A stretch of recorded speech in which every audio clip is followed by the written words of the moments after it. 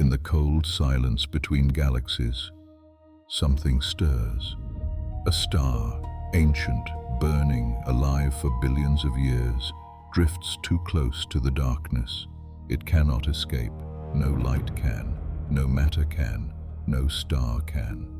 Gravity reaches out like invisible fingers, stretching it, pulling it apart at the atomic level. Scientists call this a tidal disruption event. We call it annihilation. The star screams across 1,000,000 miles in a ribbon of superheated plasma, spiraling inward at a fraction of the speed of light. The black hole feeds, slowly, violently, completely.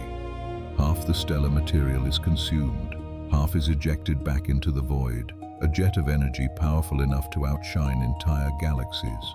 The star is gone, but the universe remembers.